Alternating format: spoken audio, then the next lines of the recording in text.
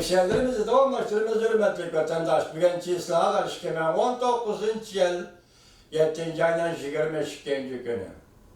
Haftaki Düşenbe. Liksiyemizi tamamlaştırmamız mavzumunda. Cungo şirketleri Amerika'dan yezigilik mahsullatlarını yeniden set almakçı oldu. Mavzula haber 7. aydan 22. günü Amerika avazdan Xitaylı programı ilan kılındı. Haber bundan başladı. Washington. Reuters haber kılıp bunda görsetti. Amerika Cungo Soğudu uruşun toğuşçu tırışçallık görüstüvatkan bir peytte. Bazı Cungo şirketleri Amerika'nın yezigilik mahsullatlarını kayıtıdan setip almakçı oldu. Reuters 7. ayın 21. günü haber kılıp bunda görsetti. Amerika Koşmuş Ştatlarının Prezidenti Trump ve Cungo'nun reisi Jinping Osaka'da 20 devlet başlıkları yığını mezgilide görüşkende 5. ayda toxtab kalgan soldu söhbetine əsligi kel turishga qo'shilgan. Prezident Trump shu vaqtda mundaq ko'rsatgan edi. Qayta yemadan bosh qo'ymayman. Amerika amaldorlari mundaq deyishdi. Cungo Amerika'nın yezigilik mahsullatlarını setip eliş koşuldu. Biroq Prezident Trump 7. ayın 11. günü Cungo yezigilik mahsullatlarını setip elişki belge va'dasini amaliyleştirmediği deb ko'rsatgan edi. Amaliyleştirmediği deb ko'rsatgan. Reuters Shinhuaxa'nın xabarlardan naql keltirib bundaq ko'rsatdi. Cungo şirketleri Amerika eksport so'zgarlaridan setip oladigan yezigilik mahsulotlarning bahosini surishti qilishga boshladi. Amerikadan setip oladigan Cungo import qiladigan yezigilik mahsulotlaridan tamoyda beja almaslikni talab qildi yoki iltimos qildi. Bu degani setip olsinmi, setip bersinmi, tamoydan chiqqan kelib bajaradigan qoida bor ekanda. Şu başta ammalar deb iltimos qildi Cungo deydi. Reuters bunda xabar qildi. Cungo iste'molchilarining ehtiyojini qondirish uchun Cungoda aloqador shirkatlarning Amerikada Cungoning bozorlariga talablariga muvofiq bir qism mahsulotlarni setib olishini qaror qildi.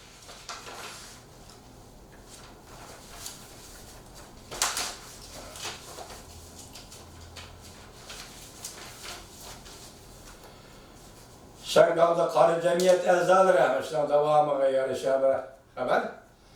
Şangal'da Qarı Cemiyet Əzaları şəhər xalqıga zo'ravonlik qiladigan ish yuz berdi. Kishilar saqchilar bilan harom harakatlar. Qarı Cemiyet hamkorlashdi deb gumon qildi. Mavzuli xabar 7. ayın 22. günü Amerika ovozidan Xitoy til programmasi e'lon qildi.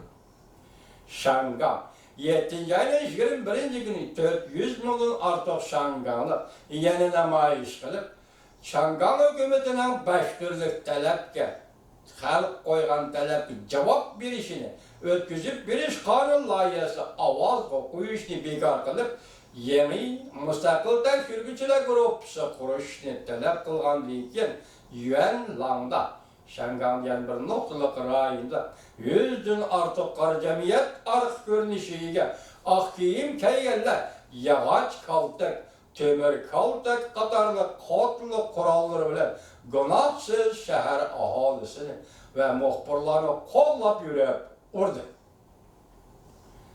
Namoyishdan keyin uyga qaytishga taraddud qilayotgan qora kiyimli Şangal namoyishchilarini urdi. Bir neçe 10 adam yaralandı. Xalqaro cemiyette hayratda qoldirdi bu voqea. Chet ellarda Şangal soqchilarining hech nima qilmay qarab turganligidan gumon qilishlar boshlandi. Hatto soqchilar qora jamiyat zo'ravon ko'chlarning zo'ravonlar qilishiga yo'l qo'ydi. Ak kiyimli kishilar shahar xalqini urdi. Cemiyetni larziga soldi. Yakshanba kuni kech soat 10dan o'tganda Yuanlang poyezd bekitdi. 100dan ortiq oq kiyim kiyib olgan kishilar, og'ziga mask tortgan kishilar g'arbi vokzaliga yaqin yerda yo'ldan o'tganlikka odamni qo'llab yurib urdi.